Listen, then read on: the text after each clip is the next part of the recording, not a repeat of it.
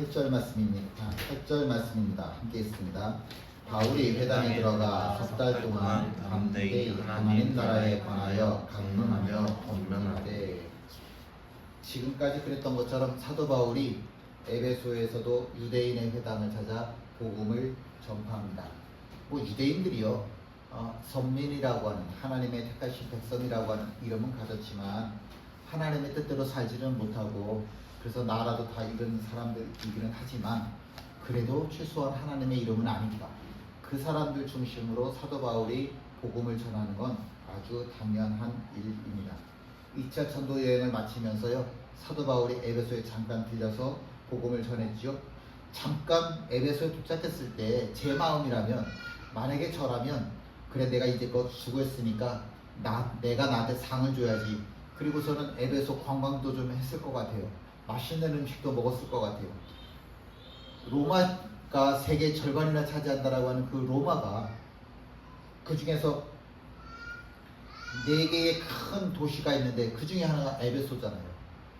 어렵게 여기까지 왔는데 여기를 그냥 지나쳐갈 수는 없잖아요. 그러니까 이왕 에베소에 왔는데 내가 에베소 관광이라도 좀 해보자, 좀 맛있는 음식도 먹어보자, 그렇게 할 법도 했는데 사도 바울은 그렇게 하지 않았습니다. 회당에 들어가 복음을 전하는 게 사도 바울에게는 아주 당연한 일이었었습니다. 그리고 이제 3차 전도 여행을 하면서 다시 에베소로 돌아왔고, 그리고 또 이번에도 역시 제일 먼저 찾아간 곳이 유대인의 회당입니다. 이만큼 복음 전파라고 하는 것은 사도 바울이 살아야 할 이유이고 사도 바울이 죽어야 할 이유이기도 한 거죠. 회자 정리라고 하는 말이 있죠. 한 번 만난 사람은 정리, 이별할, 반드시 헤어지기 마련이다 라고 하는 거고요. 또 생자 필회라고 하는 말이 있죠. 살아있는 사람은 반드시, 만나야 될 사람은 반드시 또 만난다 라고 하는 이야기입니다. 인생을 살다 보면 피할 수 없는 사람이라고 하는 게 있더라고요. 다시 만나야 하는 그 사람이 내 은인일 수도 있고, 다시 만나야 되는 그 사람이 나의 원수일 수도 있습니다. 그런데 저 사람이 은인이 될 수도 있고 저 사람이 원수가 될 수도 있는데, 그건 순전히 내가 어떻게 살았느냐, 나의 삶의 태도에 달려 있는 거죠. 저 사람이 나의 은인이 될 수도 있고 저 사람이 나의 원수가 될 수도 있고, 그건 순전히 내가 어떻게 살아왔느냐라고 하는 나의 삶의 태도에 달려 있다라고 하는 겁니다. 사도 바울이 에베소에서 복음을 전하면서 사람들에게 돈을 구하지 않았어요. 이 돈이라고 하는 게 얼마나 중요한 겁니까? 그렇게 중요한 돈인데도 불구하고 복음을 전하면서 돈을 사람들에게 구한 적이 없었습니다. 이게 돈 문제가 끼면 사도 바울이요, 나중에 다시 에베소에 도착했을 때 이 에베소 사람들을 기쁨으로 만나기가 쉽지 않아요. 아유, 저 돈만 밝히는 사도 바울 또 왔네, 이렇게 돼버리면 내가 복음을 전한 사람들임에도 불구하고 다시 만나기가 쉽지 않습니다. 2년이라고 하는 세월이 지나서 다시 에베소로 왔는데, 그리고 와서 또다시 하나님의 복음을 전하는 이 모습 보면서 에베소 사람들이 평가하는 거죠. 저 사람 참 순수해. 뭐밖에 몰라? 복음밖에 몰라. 그렇게 이 사람을 인정을 해주니까 사도 바울에게 복음을 전할 수 있도록 회당을 2년 동안 내줄게 되는 거죠. 저 사람 복음밖에 몰라. 저 사람 복음밖에 몰라. 그러니까 2년 동안이나 여기서 복음 전해 라고 회당을 내주게 되는 거죠. A가 친구가 있는데 방세를 못 내요. 많은 돈이 아니라 7만 원이에요. 그러니까 A가 이 B라는 사람한테 7만 원을 주었어요. 그러니까 B가 기분이 좋아가지고 내가 다음 달에 갚을게 그랬네. 근데 B가 다음 달이 돼도 안 갚아요. 그 다음 달이 돼도 안 갚아요. 그 다음 달이 돼도 안 갚아요. 차라리 갚겠다라고 하는 말을 안 했었으면 모르겠는데 갚겠다라고 해놓고서는 안 갚으니까 A가 B한테 돈을 달라 그랬어요. 그랬더니 이 B가 하는 얘기가 참 많지도 않은 돈 가지고 진짜 치사하게 구네, 친구지간에. 그러면서 오히려 막 욕을 하더라는 거예요. 그래서 A라고 하는 사람이 이 B하고 이제 나 더 이상 너 안 봐. 그리고 절교하게 됐다는 그런 이야기를 봤습니다. 돈이라고 하는 거는요, 사람을 배신을 해요. 이게 돈이 얽히고 나면 사람 사이에 꼭 문제가 생겨요. 돈은 사람을 지배해요.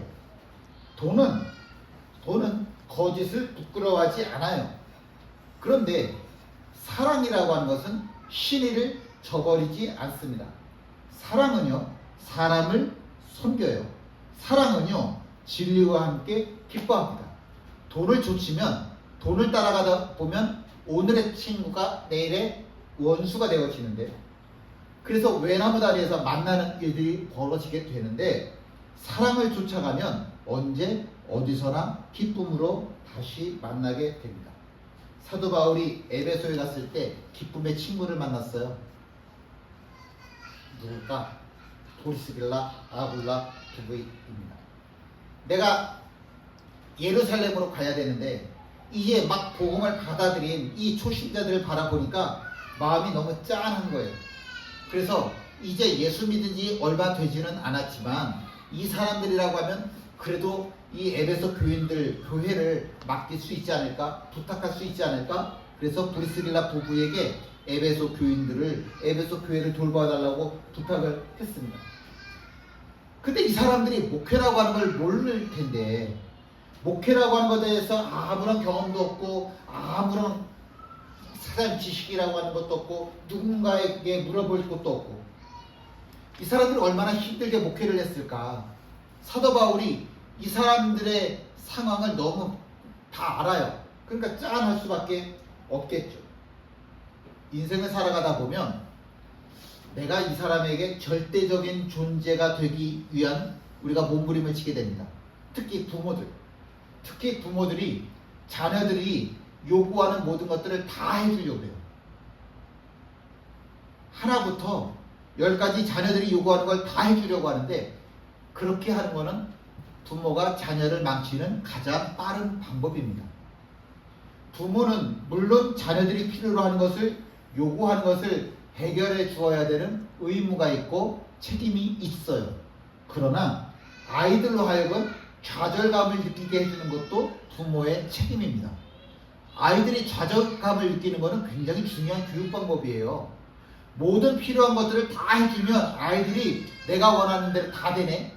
그러면 아이들이 이 가치관이 잘못될 수밖에 없어요. 그런데 내가 원해도 가질 수 없는 게 이 땅에는 있구나 라고 하는 것을 알게 되면, 포기하는 법을 배우게 되면 인생을 건강하게 행복하게 살아갈 수 있습니다. 근데 부모들은 자녀가 원하는 것을 다 해주려고 하죠. 신앙생활에도 마찬가지입니다. 제가 목회를 하면서 큰 실수를 했던 것 중에 하나가 뭐냐면, 어려운 사람이 저 사람에게 내가 정말 할 수 있는 모든 걸 다 해줘서 돈이며 집이며 다 한번 해줘 보겠다, 그런 각오로 도와줬던 적이 있단 말이에요.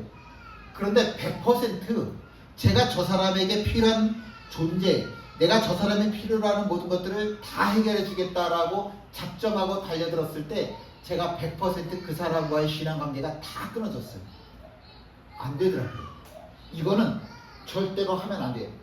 누군가가 나에게 필요한 모든 것을 다 해주는 사람, 다 해주는 것, 그것을 찾을 때 그것은 하나님만 나의 필요를 전부 다 채워주실 수 있는 거지 사람이 해줄 수 있는 게 아니에요. 남편이 아내 필요를 100% 채워줄 수 있습니까? 1년도 못 가서 그 사람을 헤어지고 말 거예요. 아내가 남편의 필요를 100% 채워줄 수 있습니까? 1년도 안 가서 그 사람을 헤어지고 말 겁니다. 내가 정말 기도해야 되는 일은 이 사람이 하나님의 손에 붙잡혀 있을 수 있도록 기도해 주는 일이에요. 그것만 할 수 있어요. 그것만 해도 이 사람이 온전히 하나님의 손에 붙잡혀져 있을 수 있도록 기도해 주는 거. 부모가 내 자녀가 하나님의 손에 이끌림 받을 수 있도록 기도해 주는 것이 훨씬 더 값진 일이에요. 모든 필요한 것을 다 해주려고 하면 내 자녀가 병든다니까요. 물론 사도 바울은 브리스길라 부부를 위해서 필요한 모든 것들을 다 해주고 싶었을 거예요. 이제 목회 막 시작하니까 돈도 주고 싶었을 거고, 사람도 붙여주고 싶었을 거고, 건물도 지어주고 싶었을 거고, 필요한 모든 것들을 다 해주고 싶었을 거예요. 이렇게 표현해도 될까요? 정말 감사한 일은 뭐냐면 사도 바울은 브리스길라 부부를 위해서 해줄 수 있는 게 아무것도 없었어요. 이게 감사라고 아십니까? 왜냐고요? 만약에 사도 바울이 브리스길라 부부를 위해서 다 해주면 브리스길라 부부가 이렇게 생각했겠죠. 야, 사도 바울 아량도 넓어, 능력도 많아, 우리가 필요한 거는, 우리가 아쉬운 거는 사도 바울이 다 해결해줘. 그렇게 됐겠죠. 그러면은 하나님한테 기도하는 것보다 뭘 우선을 해요? 사도 바울을 기대서 사도 바울이 돈을 주기를 원할 것이고, 사도 바울이 쌀 보내주기를 원할 거고, 사도 바울이 옷 해결해 줄 거 원할 거고, 사도 바울이 문제 해결해 주길 원할 거고, 사도 바울이 자기 외로운 거 힘든 거 이야기 들어주는 거 원할 거고. 아니에요. 목회하다 필요한 게 있다고 해서 사도 바울에게 달려가서 해결하면 안 되잖아요. 그래서 이런 경우에 만약에 사도 바울이 브리스길라 부부에 필요한 모든 걸 다 해결해 주면 사도 바울은 뭐가 되는 거냐? 도둑놈이 되는 거예요. 하나님을 향한 사랑, 브리스길라가 하나님을 향해서 사랑을 해야 되는데 그 사랑을 중간에서 자기가 빼버리는 거예요. 하나님을 향해서 믿음으로 나가야 되는데 사도 바울을 자꾸 기대게 하니까 사도 바울은 이 브리스길라 부부의 믿음을 도적질하는 거라고. 하나님을 향해 비전을 갖고 있어야 되는데 그 비전을 사도 바울을 통해서 이루기를 원하니까 사도 바울은 이 브리스길라의 부부의 비전도 도둑질하게 되는 거라고요. 세례요한이 이렇게 얘기하죠. 그는 흥하여야 하겠고 나는 쇠하여야 하리라.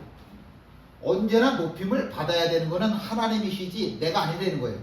사도 바울이 높임을 받으면 안 된다고, 사도 바울이 아량이 많고 사도 바울이 능력이 많고 이건 중요한 게 절대로 아니라고. 중요한 거는 하나님이 높임을 받아야 되는데 그 중간에서 야, 내가 나한테 다 갖고 와, 네가 갖고 있는 문제 내가 다 해결해 줄게, 그러면 안 된다고요. 목사가 성도들에게 그러면 안 된다고요. 우리 선배님들이 그러셨거든요. 너가 다 하려고 하지 마, 기도하게. 근데 그 말의 뜻을 몰랐었어요. 근데 제가 이제는 알겠어요. 기도해야 돼요. 성도들이 기도하게 해야지 목사가 대신 기도해 주는 거 아니고 목사가 문제 해결해 주는 거 아니라고. 부모가 대신 기도해 주면 안 되고 부모가 대신 해결해 주려고 다 알려들면 안 된다고. 내 문제는 내가 하나님과 해결을 해야 돼요. 내 문제는 내가 해결을 해야, 하나님과 내가 해결을 해야 된다고. 사도 바울이 브리스길라 부부한테 야, 내가 얼마나 유능한 사람인지 알아? 내가 이거 다 해결할 수 있어, 내가 완전하다고, 내가 유능하다고, 이런 거 증명할 필요가 전혀 없어요. 아니, 이런 거 증명하려고 달려들면 안 돼요. 하나님의 자리를 뺏으면 안 되는 거라고. 부모는 자녀를 위해서 다 해주고 싶죠. 목사가 성도들에게 다 해주고 싶죠. 그런데 이건 하나님의 자리를 뺏는 거라고. 이런 욕심에서 벗어나야 돼요. 기도해야지. 자꾸 기도해야 돼요. 아이들이 10가지 해달라고 하면 그 중에 5가지, 6가지 해주고 나머지는 기도해야지. 안 돼. 이건 안 되는 거야. 가르쳐줘야지. 왜 하나님께서 아브라함한테 모리아산에서 이삭을 바치라고 그래요? 야, 네가 다 해주려고 하면 안 돼. 네가 이삭 이쁘다 다 해주려고 하면 내가 이삭한테, 네 아들 이삭한테 해줄 수 있는 게 뭐가 있겠냐. 네가 다 하려고 하지 마. 내가 하게 놔둬. 그래서 하나님께서 아브라함에게 네 아들 이삭을 나한테 바쳐라 그러시는 거예요. 네가 절대적인 존재가 되면 안 돼. 부모라고 하는 이름을 가지고 있어도 네가 절대적인 존재가 되면 안 돼. 모든 것이 부족하니까 브리스길라 부부가 선택할 수 있는 것은 뭐밖에 없어요? 기도밖에 없어요. 돈도 없지, 쌀도 없지, 뭐도 없지. 그러니까 할 수 있는 게 뭐밖에 없냐면 기도밖에 없는 거예요. 기도하지 않고는 견딜 수 없는 상황이 되는 거예요. 이게 부족하다, 저것이 부족하다. 근데 어디 가서 아쉬운 소리 할 곳이 한 곳도 없어. 사도 바울에게도 사도 바울 돈 없어. 사도 바울에게도 사람 없어. 내가 사도 바울에게 이야기해도 사도 바울 내 말 들어주지도 않아. 그러니까 내가 할 수 있는 건 뭐밖에 없어? 야, 내가 기도해야 되겠구나. 지금처럼 선교사들이 아쉬운 문제 있으면은 기도하기보다 뭐 먼저 하는지 아세요? 대형 교회에다가 편지 써요. 여기 지금 뭐가 필요해요? 여기 지금 뭐가 필요해요? 그리고 대형 교회에다 편지를 보내요. 그럼 대형 교회들은 야, 선교지에서 우리한테 도움 구하네. 알았어, 이거 해결해 줄게. 그리고 광고하는 거죠. 우리 교회가 얼마나 대단한 교회인 줄 알아요? 우리 교회가 이런 거 하는 거예요. 우리 교회가 이런 거 해요. 자랑한다고. 이거 아니라고. 하나님께서 원하시는 것은 무릎 꿇고 기도하는 법을 배우기를 원하시지. 하나님께서 원하시는 것은 무릎 꿇고 기도하는 것을 배우기 원하시는 거예요. 사도 바울도 물론 브리스길라 부부가 얼마나 어려운 상황인지 알죠. 왜? 내가 겪었던 상황이니까. 그리고 나도 똑같이 겪고 있는 상황이니까 브리스길라 부부가 얼마나 어려운지 잘 알고 있어요. 중요한 거는요, 하나님도 아세요. 근데 하나님이 사도 바울보다 더 잘 아세요. 응답하실 거는 사도 바울이 아니라, 응답하실 분은 사도 바울이 아니라 하나님이시라고. 브리스길라 부부가 굳이 에베소에 없어도 돼요. 처음부터 전도하기 위해서 에베소에 도착했던 거 아니고 지나가다가 들린 곳이니까, 또 내가 직접 하나님의 부르심을 받은 것도 아니고 하나님이 사도 바울을 통해서 날 부르신 거니까 내가 여기 굳이 있어야 될 이유도 없고, 여기다 굳이 교회가 세워진 것도 아니고, 생각해보면 내가 에베소 교회에 있어야 될 이유보다는 여기서 떠나서 나 다른 곳에 가서 선교할 거야, 그래도 되는 이유가 훨씬 더 많은 게 브리스길라 아굴라 부부 이야기였더란 말이에요. 근데 그 사람들은 그렇지 않았어요. 이 사람들이 살아갈 때 원칙이 있는데, 그건 뭐냐면 나 좋은 곳에서 안 살겠다는 거예요. 나 좋은 곳에서 내가 안 산다고. 나 좋으라고 이거 먹고, 나 좋으라고 저거 하고, 나 좋으라고 이거 하고, 안 하고 저거 안 하고, 그렇게 하지 않는다고. 하나님께서 나를 부르시고 하나님께서 원하시는 것이 내가 이곳에 있어야 되는 것을 원하신다고 한다면,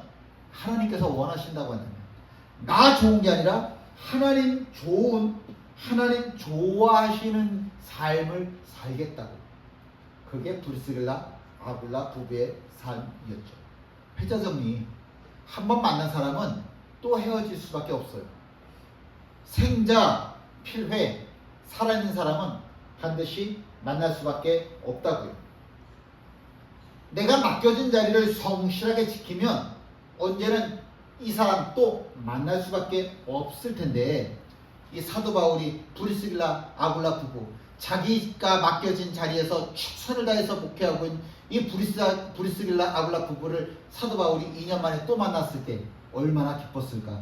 많은 고생했음에도 불구하고 그거 잘 이기고 이렇게 꿋꿋하게 교회를 세워놓은 브리스길라 아굴라 부부를 보면서 사도 바울이 얼마나 기뻐했었을까.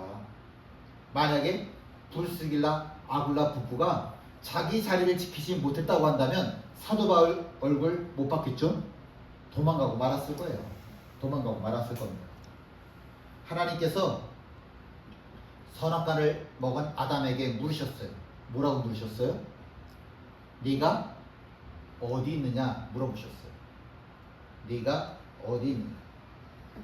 만약에 아담이 자기가 있어야 할 자리에 있었다고 한다면 뭐라고 대답했겠어요? 말씀하옵소서, 주의 종이 듣겠나이다. 이렇게 대답했을 거예요. 포르투갈에 가면 리스본이라고 하는 곳이 있죠. 교통수단이 푸니쿨라라고 하는 이름을 가진 전차예요. 전차들이 몇 대가 있는데 형형 색깔 얼마나 이쁜지 몰라요. 이 리스본이라고 하는 동네가 오르락 내리락 하니까 걸어다니면서 여행하기보다는 이렇게 전차를 타고 여행하는 일들이 많아요. 이 프리콜라 전차가 다니는 길이 얼마나 예쁜지 이 길 전체를 다 갤러리라고 부를 만큼 다 예술품으로 장식을 해놓은 그런 도시입니다. 굉장히 예쁘죠? 2013년에 여기 리스본행 야간 열차라고 하는 영화가 개봉이 됐는데 그때 이 프리콜라 전차가 나왔거든요. 그래서 더 많은 사람들이 몰리는데 1년에 350만 명 관광객이 몰려서 이거를 탄대요. 그만큼 인기 많은 전차입니다. 그런데 140년 동안 운행을 해온 이 열차가 그만 사고를 일으키고 말았습니다.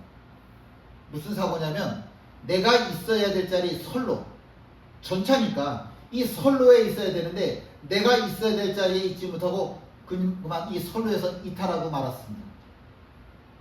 15명이 죽었고요.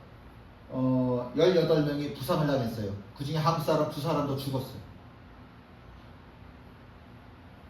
내가 있어야 될 자리에 있지 않고 내가 있어야 될 자리에 없었기 때문에 일어난 불행한 일입니다.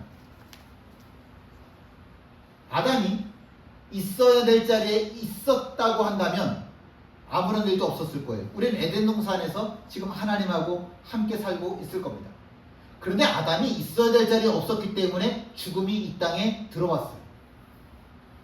아담을 통해서 이루어져야 될 하나님의 섭리가 이루어질 수가 없었던 거죠. 어린 사무엘이 자기가 있어야 될 자리에 있었어요. 그랬더니 하나님이 그 어린 사무엘을 통해서 당신의 섭리를 이루시더라고요. 다윗이 있어야 될 자리에 있었을 때는 목동이 왕이 되는 영광을 누렸어요. 그런데 다윗이 있어야 될 자리에 없고 다른 자리에 없어야 되는 자리에 머물렀더니 그 땅에 비극이 벌어지더라고요.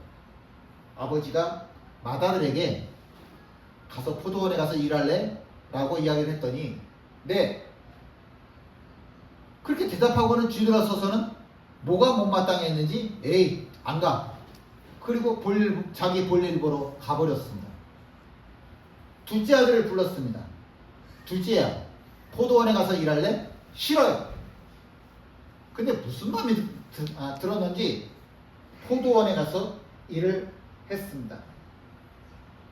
예수님께서 이 이야기를 하시고 그리고 물어보셨습니다. 그 둘 중에 누가 아버지의 뜻대로 하였느냐라고 물어보셨습니다. 누구예요? 당연히 둘째 아들이죠. 아버지의 뜻대로 행한 아들이 둘째라고요. 아버지의 뜻대로 행했다라고 하는 이야기는 내가 있어야 할 그 자리에 있었다라고 하는 거죠. 아버지는 아버지의 뜻대로 행하지 않았어요. 그러니까 자기 있어야 될 자리에 없었다고요. 그런데 둘째는 아버지의 뜻대로 행했으니까 자기가 있어야 될 자리에 있었던 거죠. 내가 있어야 될 자리에 있었던 둘째는 아버지의 축복을 받는 게 당연한 거고요. 내가 있어야 할 자리에 없었던 맏아들은 책망을 받는 것이 당연한 겁니다. 남편은 남편의 자리에서 아내를 만나야 돼요. 근데 남편이 다른 자리에 가서 내가 남편이야 라고 하면 어떻게 돼요? 그거는 망하는 겁니다. 부모가 부모의 자리에서 자녀를 만나야 돼요. 목사가 목사의 자리에서 성도를 만나야 돼요. 성도가 성도의 자리에서 하나님을 만나야 돼요. 남편이 남편의 자리에서 아내를 만나지 못하고, 부모가 부모의 자리에서 자녀를 만나지 못하고, 목사가 목사의 자리에서 성도를 만나지 못하고, 성도가 성도의 자리에서 하나님을 만나지 못한다고 한다면 책망을 받는 것이 당연한 겁니다. 예수쟁이가 있어야 될 자리는 예배 자리입니다. 예배 자리에 없다라고 한다면 그건 하나님과 아무런 상관도 없는 거예요. 내가 있어야 될 자리, 내가 지켜야 될 자리, 내가 붙잡아야 될 자리는 그건 예배의 자리입니다. 그 예배 자리에 있기 위해서는 우리가 손해를 볼 수도 있고 잃어버릴 수도 있는 거예요. 너무너무 버겁게 내가 힘써야 될 수도 있는 겁니다. 예배 자리, 우리가 이렇게 예배 드리는 것은 분명 무언가를 내가 포기했기 때문에 이 자리에 있을 수 있는 겁니다. 창세에 하나님께서 아담에게 뭐라고 물으셨어요? 네가 어디 있느냐? 라고 물어보셨습니다. 당연히 뭐라고 대답을 해야 되냐면 말씀하옵소서 주의 종이 듣겠나이다 이렇게 대답을 해야 하는데 우리는 무엇을이라고 대답을 하겠습니까? 아담은 부끄러워서 도망을 가버렸는데 부끄러워서 도망을 가버렸더니 자기의 생명을 잃어버렸잖아요. 우리의 대답은 뭡니까? 말씀하옵소서 주의 종이 듣겠나이다 라고 고백하는 겁니다. 내가 있어야 될 자리에 있는 것이 신앙의 시작이고 내가 있어야 될 자리에 있는 것이 신앙의 근본이고 내가 있어야 될 자리에 있는 것이 신앙의 마지막입니다. 예배 자리를 지키신 우리 모두를 하나님의 이름으로 축복합니다. 함께 일어나셔서 찬양하십니다.